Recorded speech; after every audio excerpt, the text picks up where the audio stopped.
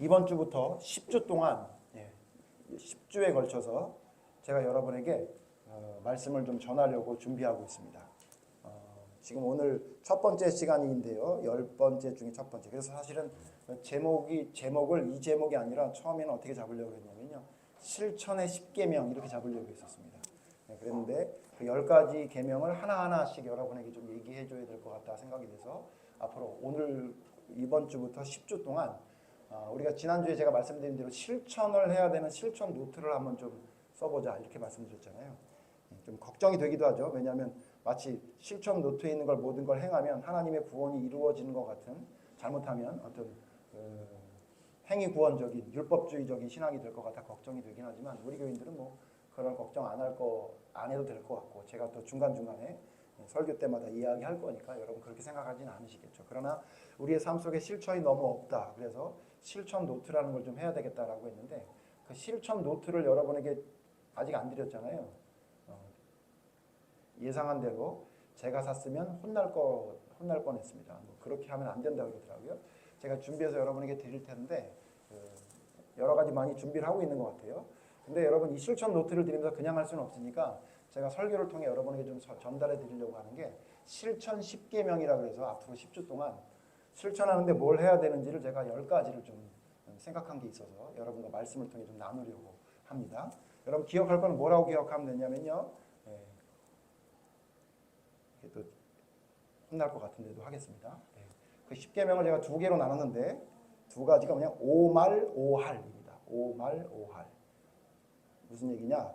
5가지 하지 마라고 합니다. 5가지. 오마라 오하라입니다. 그래서 지금부터 5주 동안은 하지 마라라고 하는 게 5가지입니다. 그래서 여러분 마라탕만 좋아하지 마시고,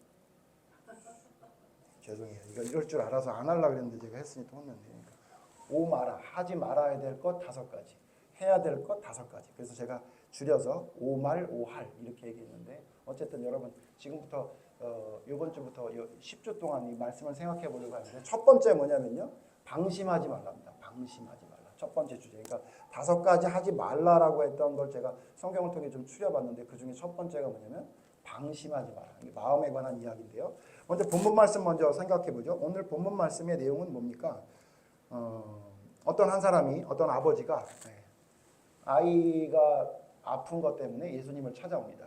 얘기를 들어봤더니 마가복음에 있는 말씀과 공관복음 말씀 종합해 보면 이 아이가 어려서부터 병이 들렸는데 그 병의 이름이 뭐냐면 간질입니다. 근데 제가 간질 환자도 좀 봤는데 이 아이는 굉장히 심했던 것 같아요. 굉장히 심한 간질 환자. 아예 태어날 때부터 간질을 가지고 태어나서 평생 간질로 고생해서 심지어는 불이 있어도 불에 그냥 넘어지고 물이 있어도 물에 빠질 정도로 전혀 통제가 되지 않는 그런 아이였던 것 같습니다. 내용을 보니까 아마 귀신이 들려서 그랬던 것 같아요. 예수님이 귀신을 내쫓으니까 병이 나았다고 하는데, 지금 세상에서 말하는 신병이라고 하는 귀신 들리는 병이 걸렸던 거죠. 그래서 예수님을 찾아옵니다. 근데 문제가 뭐냐면, 이 사건의 문제가 뭐냐, 예수님이 고쳐줘요. 근데 이 사건이 좀 다른 사건과 다른 건 뭐냐면 제자들에게 먼저 갔었다는 거예요. 여러분 읽어서 아시겠지만 먼저 예수님을 찾아간 게 아니라 그 간질을 앓는 아이를 둔 아버지가 제자들을 찾아가요. 그래서 제자들에게 부탁을 합니다. 그런데 문제는 뭐냐? 제자들이 아무리 해도 이 아이는 나을 수가 없었던 거예요. 그래서 어쩔 수 없이 이 아버지가 자기 아이를 위해서 예수님을 찾아간 거예요. 그래서 예수님께 낫게 해달라고 하니까 예수님이 고쳤던 거죠. 여러분 내용을 아시니까 제가 간단히 설명하면 나았어요. 나은 다음에가 문제예요. 나은 다음에 제자들이 찾아가서 묻습니다. 아버지가 찾아가서 묻는 게 아니고 제자들이 찾아가 물어요. 왜냐하면 아니 왜 우리는 못 고쳤습니까? 이 아버지가 와서 예수님에게 그랬거든요. 제자들에게 찾아갔는데 제자들이 못 고쳐서 왔습니다 라고 말하니까 그래? 그리고 고쳐줬어요. 그러니까 제자들이 물어요. 뭐라고 물었냐면 예수님 왜 우리는 못 고쳤습니까? 라고 물어봅니다. 여러분 이 이야기를 좀 이해하려면 앞에 있는 말씀을 먼저 이해해야 돼요. 여러분 그러면 제자들이 병을 고쳤다는 얘기잖아요. 그렇죠? 성경에 제자들이 병을 고쳤다는 얘기가 있습니까? 없습니까?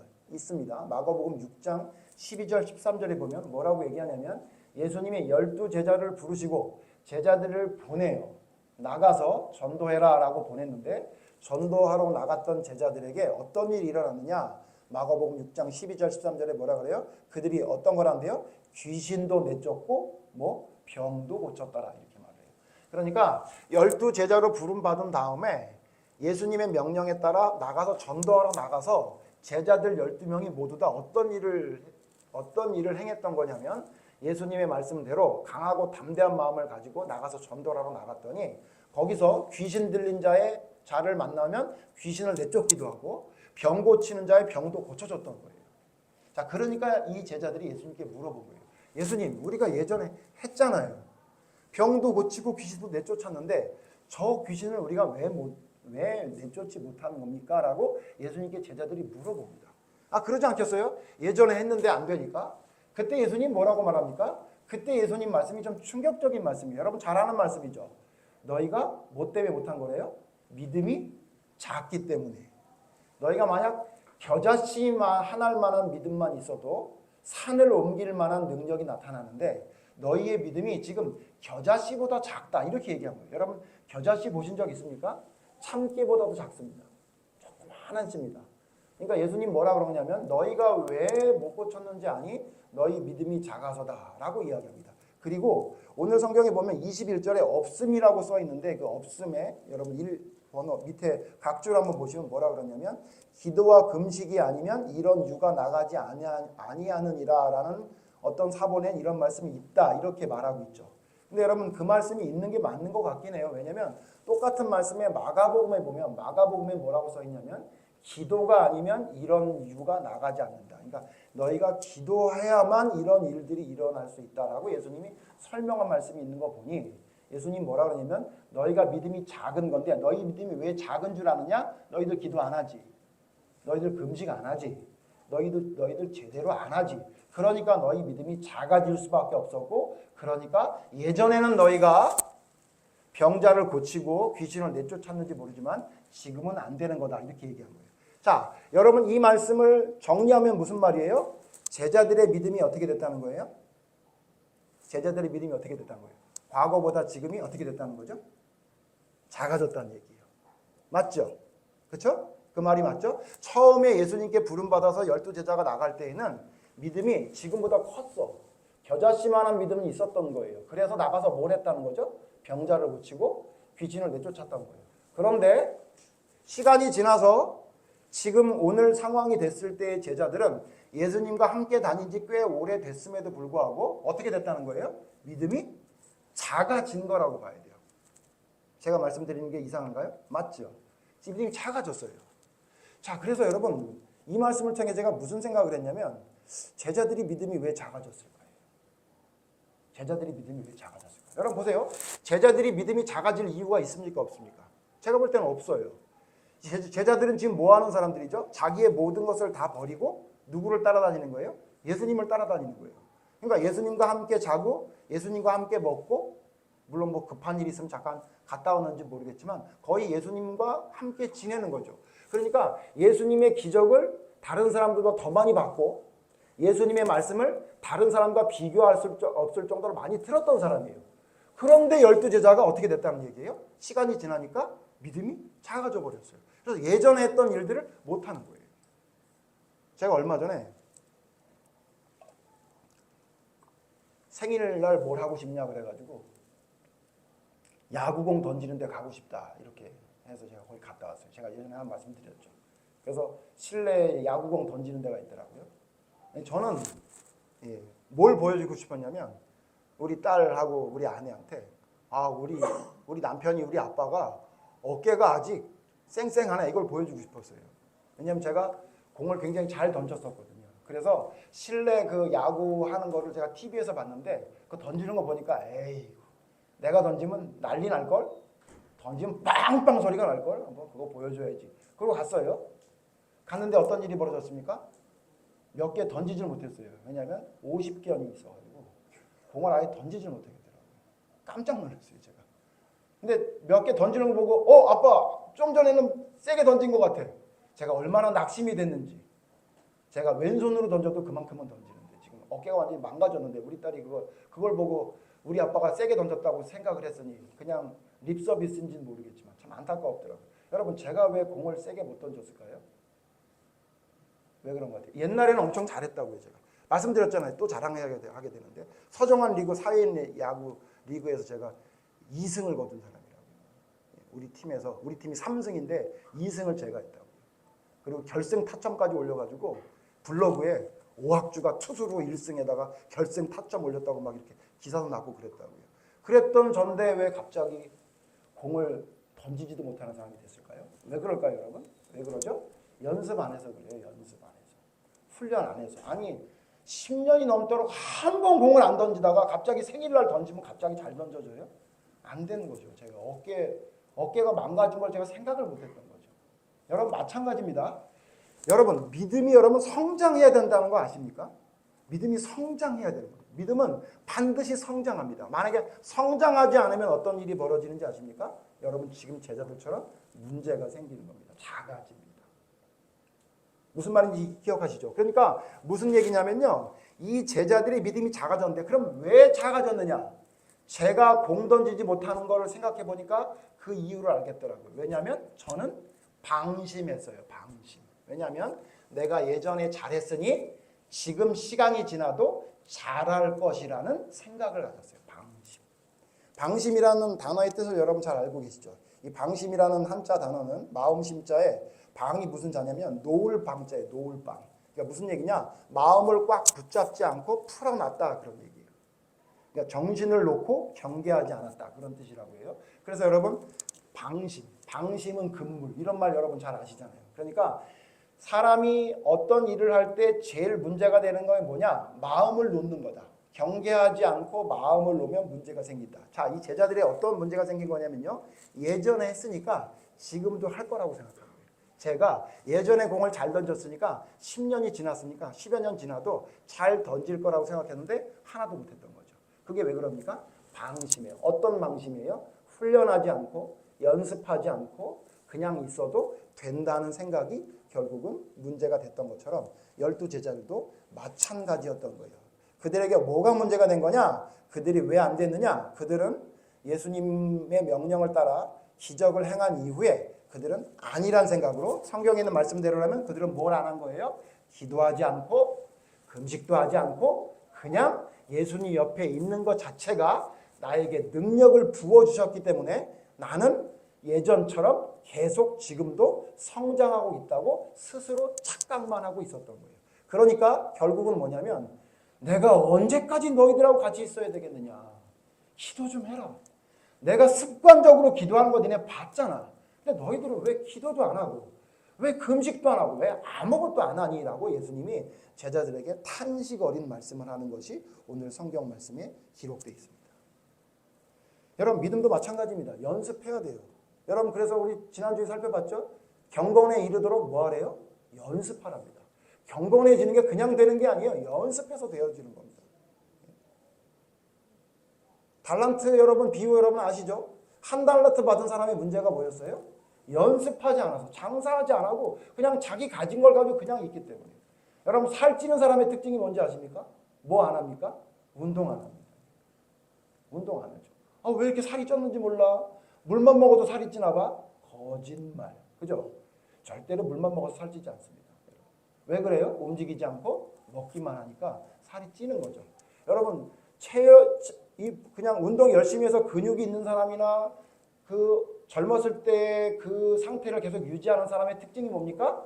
노력하는 겁니다. 매일 아침 운동하고 매일은 아니더라도 어떤 방법으로도 여러분 그는 자기의 체력과 체격을 유지하기 위해 애쓰고 힘쓰는 거죠. 우리 아들이 체격이 너무 좋아졌더라고요. 군대 갔다 왔는데 깜짝 놀랐습니다. 예. 어좁이라 그래가지고 어깨가 좁아가지고 걱정했었는데 어깨가 넓어지고요. 뒤에서 보니까 근육이 어마어마해요. 왜 그런가 했더니 군대에서 계속 뭐 했답니까? 턱걸이를 했답니다. 깜짝 놀랐어요. 제 앞에서 턱걸이를 하는데 몇십 개를 한 번에 해내요. 와 대박이다. 그랬더니 물어보니까 아빠 원래 나 처음엔 매달리기 1분도 못했었어. 근데 계속 하니까 되더라고. 제가 진짜 대단하다고 했어요. 나 아빠보다 낫다 그랬어요. 근데 우리 아들이 지금 어떨까요? 배가 나왔습니다. 왜 그랬을까요? 배가 볼록 조금 나왔더라고. 깜짝 놀랐어요 제가. 예. 집에 와서 옷을 벗고 있는데 보니까. 왜 그래요? 턱걸이 안 했죠. 마찬가지예요, 여러분. 믿음은 어떤 것 같아요? 믿음이 여러분 하나님께로 선물 받은 믿음이 그냥 가만히 있으면 유지가 되는 것 같아요? 그럼 예수님이 이렇게 말씀 안 하셨죠. 너희가 하나님의 말씀을 되새겨라. 내가 너에게 했던 말씀을 너희가 제대로 되새기지 않았구나. 그러니까 너희가 못했다고 하지 않고 뭐라 그래요? 기도가 아니면 이런 일들은 나타나지 않는다. 뭐 하라는 거예요? 뭐가 해야 된다는 거예요. 연습하고 훈련 받아야 된다는 얘기를 하고 있는 거죠. 그래서 여러분 고린도전서 13장에는 이 성장해야 되는 믿음에 대해 이렇게 설명하고 있어요. 이건 찾아보죠. 고린도전서 13장. 사랑장이라고 부르는 고린도전서 13장에 우리에게 성장해야 된다는 것을 분명하게 이렇게 설명하고 있습니다. 고린도전서 13장 11절 같이 읽죠. 고린도전서 13장 11절 시작. 내가 어렸을 때에는 어린아이와 같다가 장성한 사람이 되어서는 어린아이의 일을 버려놓으라. 여러분 아이가 성장하는 것처럼 믿음도 성장하는 겁니다.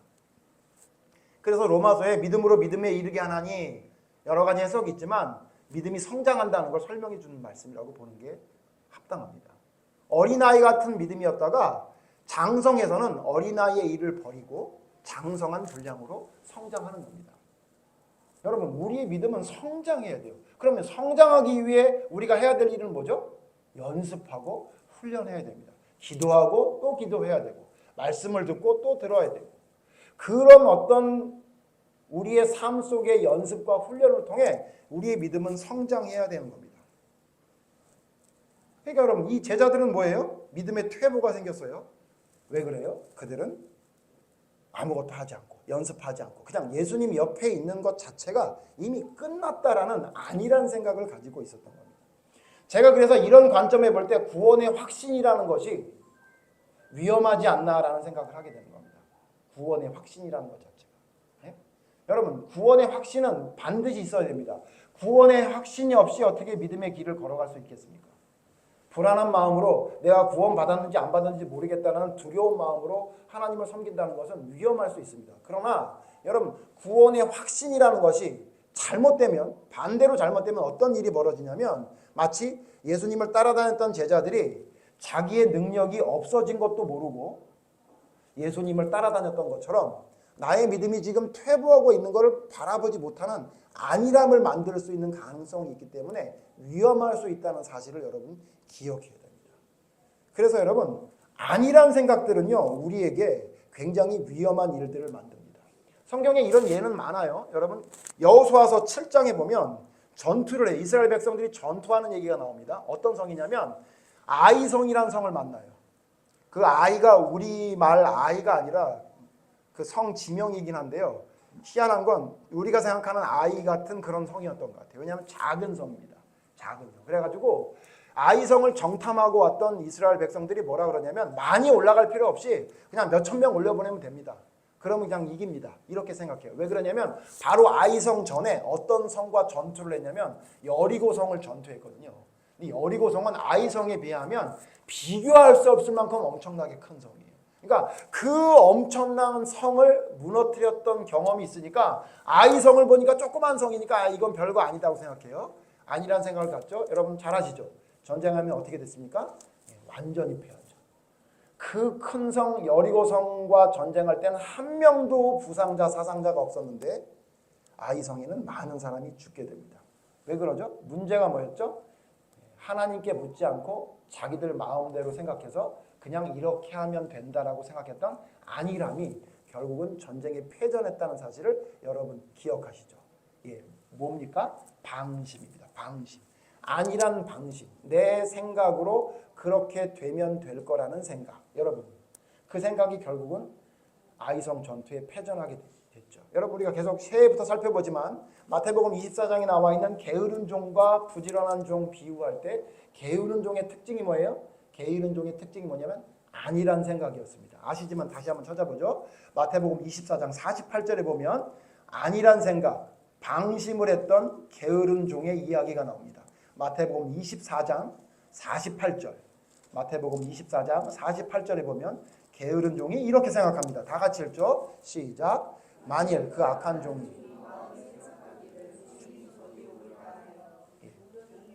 49절 동료들을 때리며 술 친구들과 더불어 먹고 마시게 되면. 자, 문제가 뭡니까? 이 악하고 게으른 종의 특징이 뭐냐면 방심하는 생각이 들었어요. 어떤 생각이 들었던 거예요? 주인이 지금 안 올 거다라는 생각을 하는 거예요. 여러분 회사에서나 아니면 이 우리가 살아가는 세상에서 벌어지는 큰 사고들은 대부분 어디서 오냐면 방심에서 오는 임재라는 이야기를 많이 하죠. 여러분 신앙도 마찬가지인데요. 우리가 마음의 생각을 할 때 아니라고 방심하는 생각을 가지잖아요. 그럼 문제가 생기는 거예요. 그래서 여러분 이 방심이 하나님의 말씀대로 실천하는데 가장 우리를 방해하는 첫 번째 요소라는 생각이 제가 들더라고요. 좀 전에도 말씀드렸지만 위험한 말인지 모르겠지만 여러분 구원의 확신만 너무 강조하게 되면 어떤 마음이 드냐면 방심하는 생각이 들어요. 마치 예수님의 제자들이 예전에는 병을 고치고 귀신을 내쫓았는데 지금은 자기에게 그런 능력이 사라진지도 알지도 못하는 상황에 처해 있던 것처럼. 왜? 예수님과 옆에 있으니까. 항상 예수님을 바라보고 있으니까. 특히 여러분 믿음을 오래 가진 사람의 특징이 그거예요. 매주 예배드리죠. 밥 먹을 때 꼭 기도하죠. 예? 심지어 수요일날 금요일날도 시간이 되면 꼭 가서 예배 드리시죠. 그러니까 자기의 믿음에 어떤 문제가 있는지 생각을 못하고 그냥 내 믿음은 잘 성장해 나간다고 생각을 하죠. 여러분 그렇지 않습니다. 그렇지 않습니다. 여러분 지금 설교를 듣는 여러분에게 제가 수도 없이 강조하지만 여러분 설교를 들을 때 설교가 나에게 얼마나 잘 이해가 되는지 여러분 그것만 집중하지 마시고 여러분이 설교를 들은 다음에 그 들었던 말씀을 하나님 말씀 앞에 내가 서는지에 더 집중해야 됩니다. 왜냐하면 설교는 쉽게 여러분에게 설명할 수는 있을 거예요. 그게 쉽게 들릴 수도 있어요. 그러나 여러분 능력의 능력치는요. 성경을 읽는 능력치에 비하면 100분의 1, 100만 분의 1밖에 돼도 100만 분의 1도 되지 않습니다. 여러분이 하나님 앞에 말씀 앞에 서는 그 여러분의 피나는 여러분의 삶의 행동들이 있을 때 하나님의 능력이 여러분에게 바로 세워지는 거지. 설교 좋은 설교 100번 1000번 듣는다고 해서 여러분 믿음이 좋아집니까? 좋아지는 것 같죠.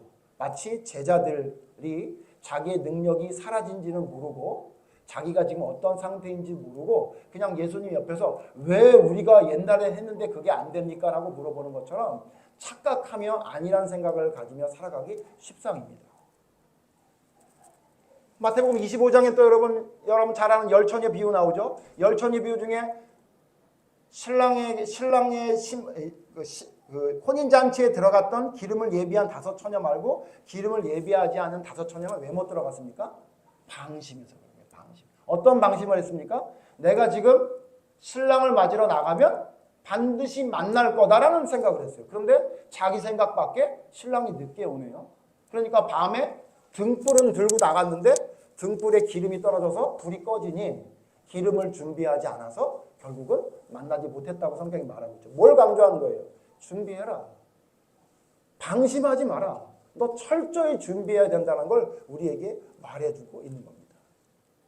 그래서 여러분 성경은 우리에게 계속합니다. 계속 강조합니다. 뭘 강조합니까? 방심하지 말라고. 그래서 고린도전서 10장 11절 12절에 보면 뭐라고 얘기해요? 너희는 선 줄로 아는 자는 너가 지금 서 있는 거라고 생각하는 자는 어떻게 할까 조심하래요? 넘어질까 조심하라 그랬어요. 고린도 교회에 편지 쓰는 거예요. 너희 교회 세웠지? 이방 민족임에도 불구하고 교회를 세웠어. 너희들 잘했어. 근데 있잖아. 너희들 그렇다고 해서 막 은사가 넘치고 막 너희들 사람들이 많이 모인다고 해서 뭐 대단한 것처럼 생각하니? 근데 있잖아. 너희들 주의해야 돼. 너희들 서 있다고 생각해? 아니. 진짜 제대로 서 있는 사람은 뭘 걱정하는지 알아? 넘어질까 걱정하는 사람이야. 근데 너희는 내가 보니까 넘어질 걱정을 전혀 안 하네. 그리고 써내려간 게 고린도서신이에요. 여러분 고린도 전서를 보세요. 고린도 전서의 내용이 전부 뭔지 아십니까? 니네가 서 있다고 생각해? 아니. 니네 넘어졌거든. 은사 넘어졌거든. 사랑 넘어졌거든. 너희 믿음 넘어졌거든. 너희 다 넘어졌어. 근데 니네만 모르고 있어. 이 말이 고린도 전서의 전체적인 내용이에요. 무슨 얘기예요? 서 있다고 착각했다는 거죠. 넘어진지도 모르고. 또 뿐만 아니라 여러분 잘 아는 세례 요한에 대한 세례 요한이 이야기한 말씀을 잘 보세요. 세례 요한이 자기들에게 다가오는 유대인들을 보고 뭐라고 얘기해요? 잘 왔다 그래요? 안 그래요. 아마 지금 오늘 오랜만에 본 우리 동생 식구가 있는데 들어오는데 오늘 왜 온 거야? 제가 여러분 이렇게 말했다고 생각해 보세요. 그러면 우리 여동생은 오빠 왜 저래? 뭐 이러면서 아마 기분 나쁘다고 갈지도 모르죠. 여러분 세례 요한은 그거보다 더한 거예요. 너네 왜 오는데? 이 독사의 자식들아 이렇게 얘기한다는 거예요. 그리고 뭐라 그래요? 그 독사의 자식이라고 얘기했던 이유가 뭐예요? 너희들 스스로 마음에 뭐라고 생각하는지를 내가 알아. 이렇게 얘기하잖아 세례 요한이. 너희들 나한테 오면서 너희들 마음속에 무슨 생각해? 니네들이 아브라함의 자손이라고 생각하지? 아시죠 여러분? 누가복음에 있는 말씀. 무슨 얘기예요? 아브라함의 자손이라는 얘기가 뭐예요? 구원받은 자라는 얘기예요. 너희들 스스로가 나한테 나오면서 너희들 지금 마음속으로 무슨 생각하냐면 나는 이방 사람과 달리 하나님의 백성으로 선택받은 사람이라 구원받았다고 생각하지? 세례요한이 그걸 본 거예요. 그리고 세례요한이 뭐라 그래요? 아니 누가 너희 보고 아브라함의 자손이라고 그러느냐. 이 돌들을 명해서도 하나님이 당장 아브라함의 자손을 만들 수 있는데 너희 마음속에 들어있는 그 못된 생각을 버리지 않고 너희들 스스로 착각만 하고 있네. 그래서 그들을 뭐라고 부른 거예요? 이 독사의 자식들아 이렇게 얘기해요. 여러분 성경에 있는 말씀을 잘 봐야 돼요. 한쪽 부분 내가 좋은 것만 받아들이면 안 돼요. 제가 자주 말씀드리잖아요. 성경 전체를 봐야 돼요. 성경 전체의 내용은 뭐라고 말하냐면 우리가 하나님의 자손, 하나님의 자녀라는 것에 대한 확신만 가지고 아무것도 하지 않고 그냥 나태하고 아니라고 방심하는 생각을 가지고 있는 것을 하나님은 혐오하세요. 싫어하십니다. 그래서 여러분 로마서 11장에 이렇게 말해요. 로마서 11장 20절 보세요. 로마서 11장 20절. 로마서 11장 20절 21절. 제가 로마서 11장 20절 읽을게요. 여러분 21절 같이 읽읍시다. 로마서 11장 20절. 옳도다. 그들은 믿지 아니함으로 꺾이고 너는 믿음으로 섰느니라. 높은 마음을 품지 말고 도리어 두려워하라. 21절 시작. 하나님이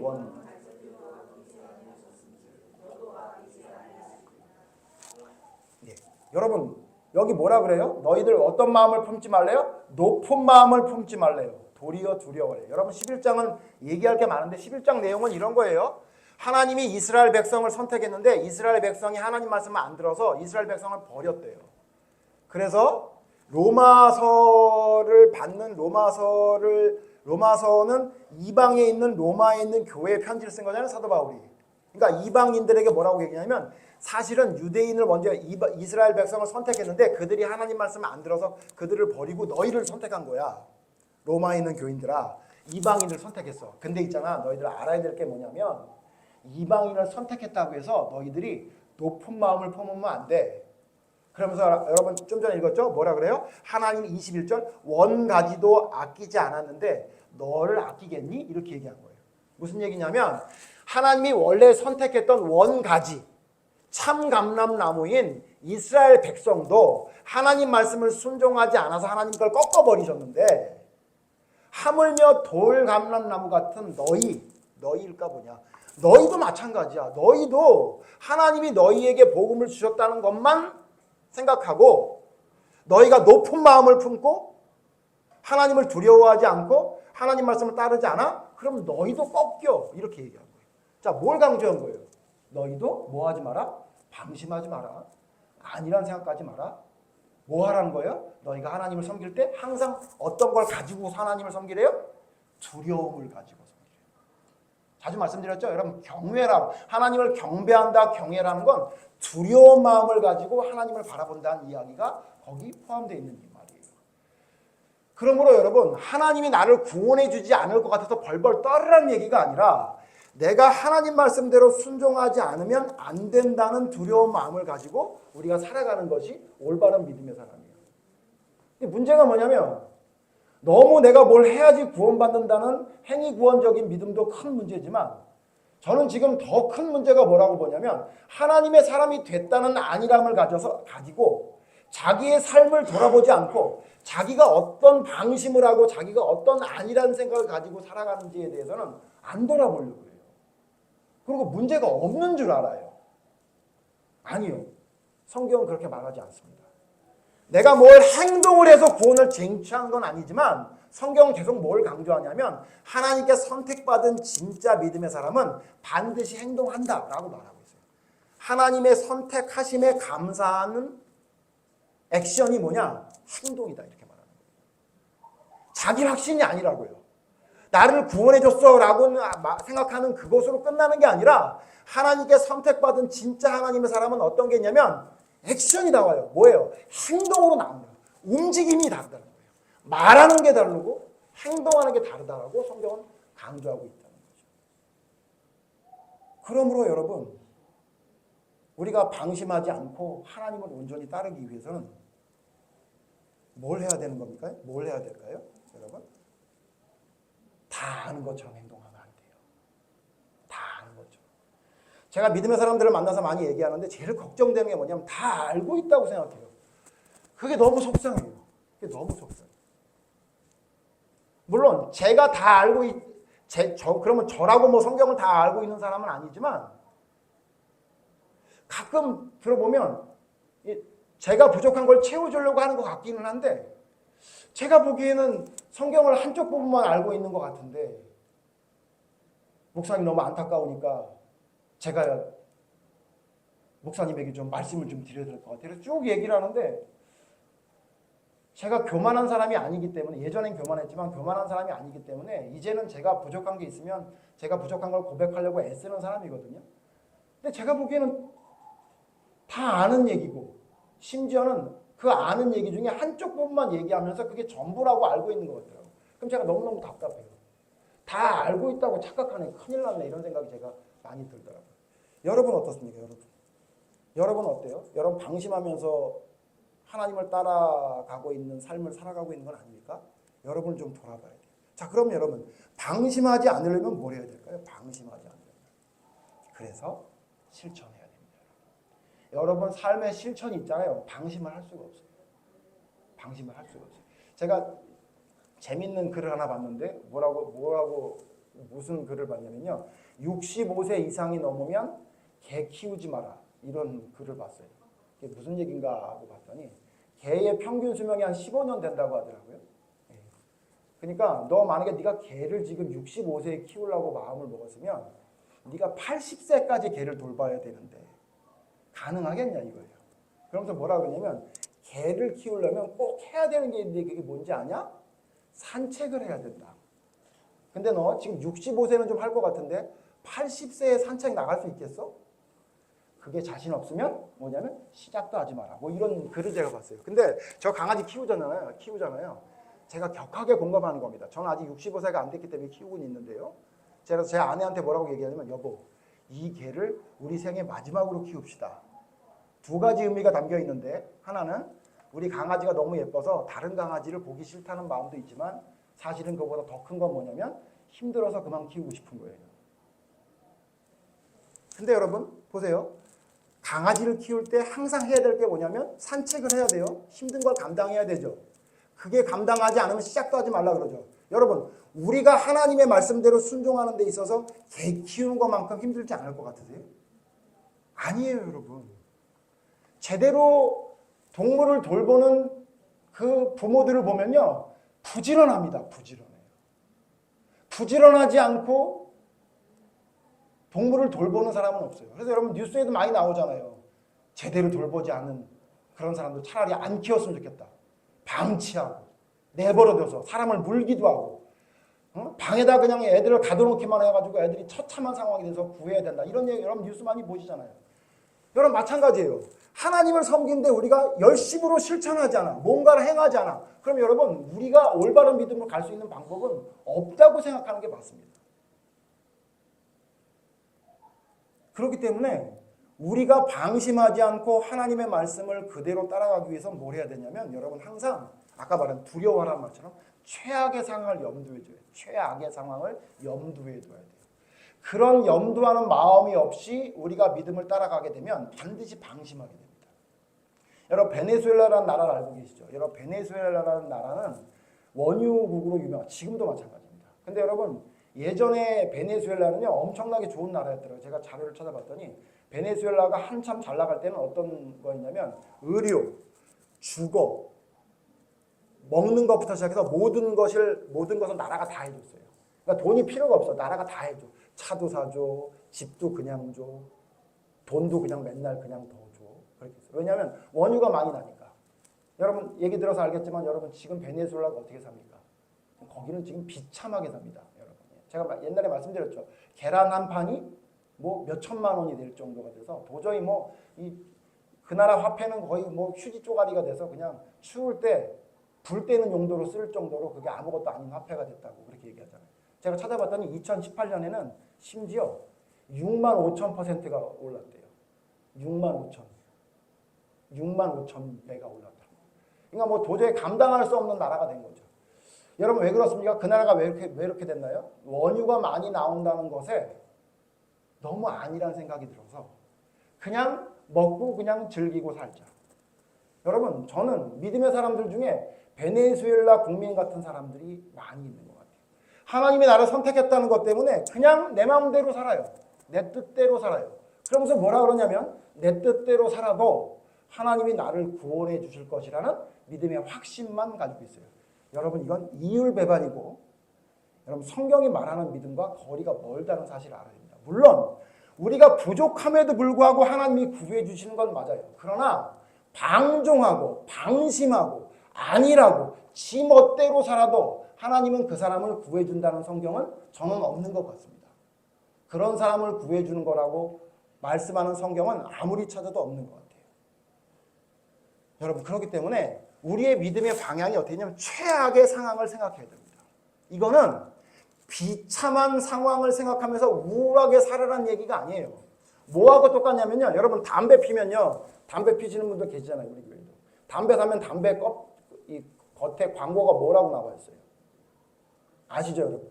여러분 보셔서 아시죠? 거기 뭐가 나와요? 최악의 상황. 담배 피다 최악의 상황이 된 사람들 거기 사진 찍어서 여러분 써 있죠. 왜 그렇게 해요? 왜 그렇게 해요?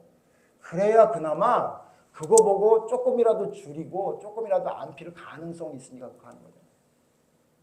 그렇죠 여러분? 그렇잖아요. 왜 그래요? 담배가 악하고 담배가 우리 건강에 악하다는 게 아니라 담배가 건강에 해롭다는 거 다 알고 있죠. 모르는 사람 없잖아요. 근데도 불구하고 우리는 시간이 지나면 익숙해지면 그게 우리 머릿속에 떠오르지 않아요. 그러니까 어떻게 해요? 그나마 그거라도 한번 보면서 생각이라도 나게끔 하게끔 여러분 그걸 광고를 그렇게 하고 있죠. 여러분 마찬가지예요. 우리 믿음도. 우리의 믿음이 문제가 있어요? 그러면요 그 문제를 어느 정도 문제가 있다는 걸로 인식하는 게 아니라 최악의 상황을 생각하셔야 돼요. 누구를 떠올리셔야 돼요? 사울을 떠올리셔야 돼요. 누구를 떠올리셔야 돼요? 저 같은 하나님 말씀 전하는 사람은 발람을 기억해야 돼요. 아 발람이 하나님 말씀을 전하는 사람이었는데 나중에 술사 때려 죽여야 되는 사람이 됐구나. 그 두려움을 가지고 삶을 살아가야 돼요. 아 하나님께 선택받은 사람 12제자 중에 한 사였던 가룟 유다가 버림받았구나. 여러분 그걸 기억해야 돼요. 좀 전에 봤지만 여러분 그 12명의 사도들이 나가서 모두 했다는 거예요? 병도 고치고 귀신도 내쫓았다는 거죠. 그럼 누구도 했다는 거예요? 가룟 유다도 했던 거잖아요. 가룟 유다도 귀신을 내쫓고 병을 고쳤었는데 그가 버림받아서 나지 않으면 좋을 뻔한 사람이라는 얘기를 들었구나. 뭐를 생각하고 여러분 믿음의 길을 가야 돼요? 최악의 상황을 보고 가야 돼요. 항상 좋은 것만 바라보면 안 된다고요. 결혼하면 여러분 좋을 줄 알았죠. 제가 제 아내 얘기를 자주 해서 여러분 죄송한데 제 아내는 결혼하면 제가 다 해줄 줄 알았대요. 그런데 지금은 제 아내가 해주지 않으면 제가 살 수 없는 존재가 됐다고요. 알았을 거예요. 내가 그때 멍청이었지. 여러분 결혼을 하거나 직장을 가거나 군대를 가거나 뭘 할 때도 그냥 꿈꾸는 듯한 생각만 가지고 살아가게 되면 문제가 생긴다고요. 그럼 뭘 대비하는 거예요? 최악의 상황을 대비해요. 최악의 상황. 내가 만약에 결혼을 했는데 남편이 사업을 하다가 망하면 내가 새벽에 맥도날드 가서 일해야 되겠구나. 이 생각을 했었어야 되는 거죠. 그런 최악의 상황을 가정하고 생각하고 두려운 마음으로 살아가야 문제가 생길 확률이 줄어들고 문제가 생길 때 그것을 겪어낼 수 있는 힘이 생기는 거예요. 근데 여러분 그냥 희망 고문하듯이 예수 믿으면 좋다는 생각만 가진 사람들이 너무 많아요. 여러분 그러면 안 됩니다. 그러면 안 돼요. 여러분 아니란 생각은, 괜찮다는 생각은 믿음의 독입니다. 독. 우리의 믿음을 하나님을 바라보는 소망을 가지고 주님을 바라보는 기쁨으로 살아야 된다는 건 맞지만 그 기쁨과 소망과 그 감사는 항상 그 베이스에 뭐가 있어야 되냐면 두려움이 있어야 돼요. 어떤 두려움이요? 하나님의 뜻대로 순종하지 않으면 안 된다는 생각을 가져야 대비하고 준비하게 되고 연습하게 되고 훈련할 수 있는 마음이 생기는 겁니다. 여러분 제가 실천 10계명이라고 해서 첫 번째 방심하지 말라 그러는데 이 방심이 뭐냐면요. 여러분이 훈련할 수 있는 그 실천할 수 있는 마음을 가로막는 가장 첫 번째예요. 내 마음속에 그런 생각이 들어요. 생각이 들면 어떻게 되죠? 말이 잘못되고 말이 잘못되면 행동이 잘못된다는 거 여러분 잘 아시지 않습니까? 그래서 여러분 이게 마지막입니다. 그래서 사도 바울이 뭐라 그래요? 사도 바울이 빌립보서예요. 제가 자주 보는 말씀이지만 사도 바울이 그래서 결론을 어떻게 내렸냐면 방심하지 마라. 어떻게 방심하지 말래요? 잡았다고 생각하지 마라. 끝났다고 생각하지 마라. 이렇게 말하고 있어요. 그 마음이 있어야 여러분 우리가 실천할 수 있습니다. 내가 끝났다고 생각해요.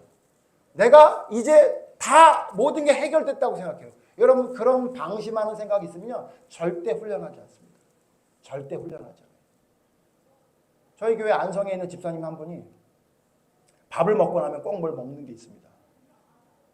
제가 그거만 보면 진짜 막 너무 안타까워요. 밥을 먹고 음료수, 아주 그냥 설탕 덩어리인 음료수를 마시든가 아니면 초콜릿을 끓여서 먹고 말 거래요. 제가 볼 때는 왜 그러냐면요.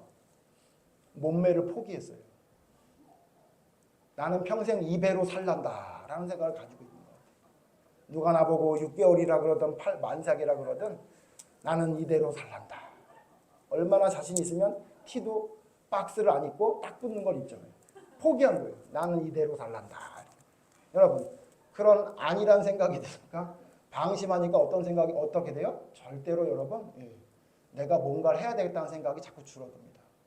그런데 이거 안 돼. 위험해. 건강에 적신호가 켜졌대. 그럼 어떻게 돼요? 그때부터 운동하게 돼요. 내가 적어도 옛날에 배로 돌아오지 못하더라도 운동을 해서 더 이상 찌질 않게 만들어야지. 마찬가지입니다, 여러분. 믿음도 마찬가지예요. 위기의식을 가지고 두려움을 가지고 바라봐야 하나님의 말씀을 실천할 수 있는 마음이 생기지. 그냥 마음이 태평해가지고 하나님이 나를 선택해줬으니까 나는 하나님의 백성이야 라는 마음만 가지고 살아가잖아요. 여러분 삶에 무슨 놈의 실천이 있습니까? 아무 실천 안 합니다, 여러분. 괜찮다는 생각만 자꾸 들어갑니다. 그래서 바울이 뭐라 그래요? 우리 아는 말씀 다시 한번 찾아보고 마치죠. 빌립보서에서 이렇게 말합니다. 복음을 위해 목숨을 건 바울도 이렇게 말하고 있다는 거예요. 빌립보서 3장 12절. 제가 읽습니다. 여러분 눈으로 따라오십시오. 빌립보서 3장 12절. 우리 교독하죠. 16절까지 볼 거니까요. 12절 제가 읽습니다. 내가 이미 얻었다함도 아니요 온전히 이루었다함도 아니라 오직 내가 그리스도 예수께 잡힌 바 된 그것을 잡으려고 달려가노라. 이게 누가 하는 얘기예요? 사도 바울이 하는 얘기예요. 13절 같이 읽죠. 시작. 형제들아 나는 아직 내가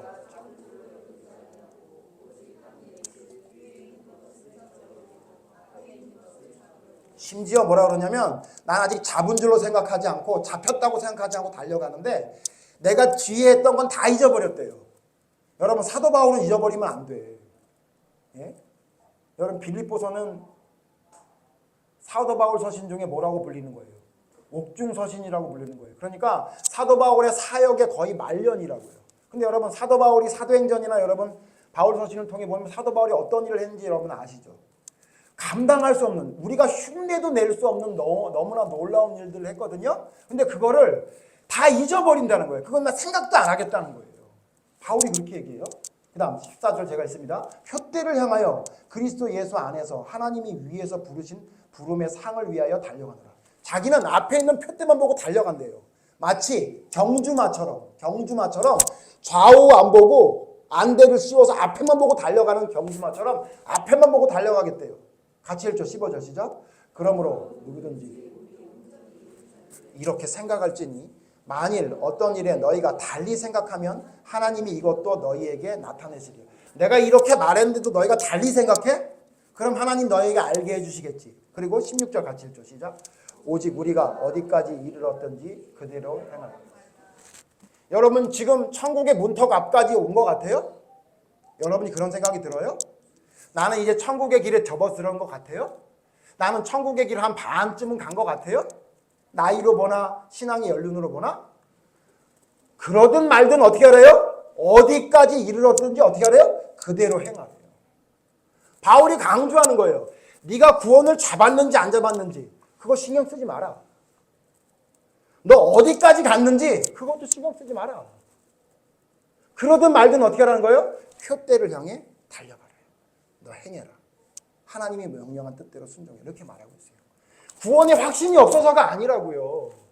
하나님이 구원을 안 해준 것 같아서 내가 뭔가를 해야지 구원받는다는 생각을 해서 그런 게 아니라고요. 뭐예요? 진짜 하나님께 선택받은 사람들은 다 이렇게 한대요. 진짜 하나님의 사람은 다 이렇게 한다는 거예요. 너 나 알지? 내가 어떻게 살았는지 알지? 근데 있잖아, 내가 내 뒤에 있던 일들은 생각도 안 해. 나는 앞에만 바라보고 가. 사도 바울이 뭘 바라본 거예요? 나 순교만 바라봐. 나 이제 죽을 날 남았거든. 근데 나 이제 죽는 것만 바라볼 거야. 나 잘 죽을 거 그것만 기억해. 이전에 내가 했던 거 그거 나에게 훈장이 아니야. 그거 아무것도 아니라고. 그러고 달려가겠다는 거죠. 여러분, 우리가 왜 행해야 됩니까? 우리가 왜 실천해야 됩니까? 우리가 실천하지 않으면 하나님이 구해주지 않으니까? 아니에요. 그거 아니죠. 그게 행위 구원이잖아요. 그게 아니라 진짜 하나님의 사람이라면 어떻게 행동하지 않을 수가 있어요. 어떻게 행동하지 않을 수가 있냐고.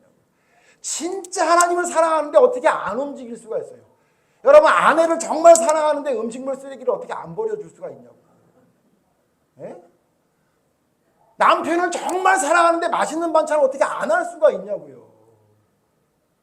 왜 그래요? 진짜 안 사랑해서 그래요. 사랑이 변해서 그래요.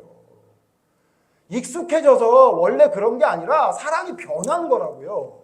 내가 저 사람을 정말 사랑하는데 어떻게 안 해줄 수가 있냐고요. 예? 그게 성경에서 말하는 진짜 믿음이고 진짜 사랑이고 진짜 올바른 믿음의 삶인데 우리는 삶을 그렇게 살아가다 보니까 그냥 믿음도 그런 줄 알아. 그냥. 내가 남편하고 아내하고 지내는 게 대충 지내니까 믿음도 그냥 하나님과 대충 지내면 되는 거라고 생각해요. 그래서 제가 잠깐 강조하는 거잖아요. 집에서 그렇게 살지 마라. 회사에서 그렇게 지내지 마라. 친구들과 그렇게 지내지 마라. 예? 부모 자식 간에 그렇게 지내지 마라. 여러분 명절 다가올 거잖아요. 명절 어떻게 보내실 거예요? 또 서먹서먹하게 어색하게 지내실 거잖아요. 저도 그래요. 솔직히 말씀드리는 거예요. 그러지 말으라는 거예요. 너 그러면 네 믿음도 그렇게 된다는 거예요. 너 믿음도 그렇게 된다는 거예요. 우리는 믿음의 사람이라 세상 사람과 다르다니까요. 작은 거 하나도 너무 말도 안 되게 집중하고 그거에 최선을 다하는 사람이어야 해요. 왜? 하나님의 명령이니까. 남들은 안 하는데 우리는 끝까지 하는 사람이어야 돼요. 왜 그래요? 하나님이 하라고 말씀하셨으니까. 그게 여러분 진짜 하나님의 사람인데 이거 왜 못하냐면요. 방심해서 그래요. 방심해서. 여러분 어떤 방심하고 있습니까? 혹시 세례요한에게 왔었던 이스라엘 백성들처럼 난 이미 구원받은 사람이라 아무것도 안 해도 된다는 생각을 가지고 있습니까? 혹시 그러고 있어요? 아니면 아이성 전투 때 패전했던 그 사람들처럼 내가 예전에 다 경험해봤으니까 이까지가 별거 아니야 라고 여러분 방심하고 있는 거 아니에요? 여러분 삶을 돌아봐야 돼요. 예수님의 제자들처럼 옛날에 내가 병을 고쳤고 옛날에 내가 귀신도 내쫓았으니까 지금 내 믿음도 똑같을 거야. 예수님 뭐라 그래요? 아니, 너네 믿음이 없거든. 겨자씨만한 믿음도 없거든. 어떡하려고 그러니? 라고 말했던 예수님 말씀을 기억하면서 여러분 방심하지 마십시오. 여러분의 실천하는 삶을 방해하는 가장 첫 번째가 뭐냐면요. 마음에 들은 그 방심이에요. 아니라는 생각. 여러분 그것을 바로잡고 사도 바울처럼 앞에 있는 표대를 향해 달려갈 수 있는 하나님의 사람이 되어야 됩니다. 그래서 여러분 삶 속에 내가 실천할 게 뭔가? 내가 배우자와 살아가면서 실천하지 못하는 게 뭔가? 제가 실천 노트 드린다고 말씀드렸잖아요. 그거 더 예쁘게 만들어서 줘야 된다고 지금 준비하고 있답니다. 여러분 뭐 실천 노트에 단기 실천할 거, 장기 실천할 거 쓰라고요. 아, 내가 남편하고 잘 못 지내네. 내 아내를 내가 소중하게 생각 안 하네. 내가 우리 자식들이 이제 귀찮네. 솔직히 그렇잖아요. 예? 아, 내가 이제 직장 생활하기 싫으네. 놀고 먹고 싶네. 뭐 여러분 삶 속에 여러분의 삶을 좀먹는 것들이 많이 있잖아요. 그것도 여러분 일일이 적어서 그걸 실천해야 되는데 그 실천하는 삶을 방해하는 게 뭐냐면요. 방심이에요. 방심. 이 정도면 되겠다. 에이, 괜찮아. 이렇게 사는 게 인생이지. 천만의 말씀 여러분. 어떻게 사는 게 믿음의 인생인지 여러분 봤죠? 사도 바울처럼 사는 게 진짜 믿음의 인생입니다. 이전에 있었던 거 잊어버리고 앞을 향해 달려가는 겁니다. 뒤에 뭘 했든지 잘못을 했든지 잘했든지 그거 신경 안 쓰고 지금 나만 바라보고 지금 나의 모습만 바라보고 앞을 방향해서 달려가는 거예요. 어디를 왔든지 문턱에 왔든지 이제 시작을 했든지 중간에 섰든지 아무 중요하지 않은 거예요. 나는 그냥 앞만 보고 달려가겠다 라는 여러분 마음을 가지고 하나님의 말씀대로 실천하기 위해 애쓰는 사람이 되기를 원합니다. 그래야 여러분 삶 속에 놀라운 하나님의 능력이 나타나는 정말로 초대교회에 나타났던 하나님의 사람에게 나타났던 그런 놀라운 능력들이 여러분 삶에 나타날 수 있는 것입니다. 방심하지 마십시오. 여러분의 실천하는 삶을 갉아먹는 첫 번째 여러분의 독입니다. 적입니다. 방심하는 마음을 바로 세우고 두려운 마음을 가지고 앞을 향해 달려갈 수 있는 잘못된 것을 바로 세워가는 여러분이 되시면 좋겠습니다. 기도하겠습니다. 하나님, 믿음의 사람들에게 나타나는 가장 큰 적은 마음을 지키지 못하는 것입니다. 마음을 지키지 못하니 말이 제대로 나오지 못하고 행동 또한 엉망진창이 될 수밖에 없습니다. 하나님, 우리의 마음을 돌아보게 해주시옵소서. 어떤 마음을 가지고 살아가고 있습니까? 오늘 성경에서 말했던 제자들과 많은 사람의 모습처럼 방심하고 있는 건 아닙니까? 마치 모든 것이 다 이루어진 것 마냥 그냥 지금 포기해도 되는 것이라 생각하는 안일했던 마음이 우리의 마음은 아닌지 돌아보게 하셔서 하나님 방심하지 않고 항상 떨며 두려워하며 하나님의 명령을 순종하기 위해 하나님 말씀대로 살아가기 위해 애쓰고 힘쓰는 하나님께 선택받은 자로서의 온전한 삶을 살아내는 저희들이 될 수 있도록 하나님 인도해 주시옵소서. 마음을 지키게 해 주시옵소서. 가장 부패한 마음을 바로잡을 수 있는 힘을 허락해 주셔서 우리의 마음을 다잡고 하나님 말씀대로 살아갈 수 있는 믿음의 삶을 살아가는 행동을 옮겨낼 수 있는 믿음을 바로 세울 수 있는 저희가 되게 해 주시옵소서.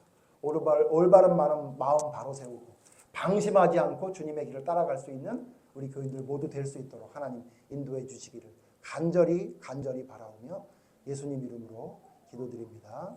아멘.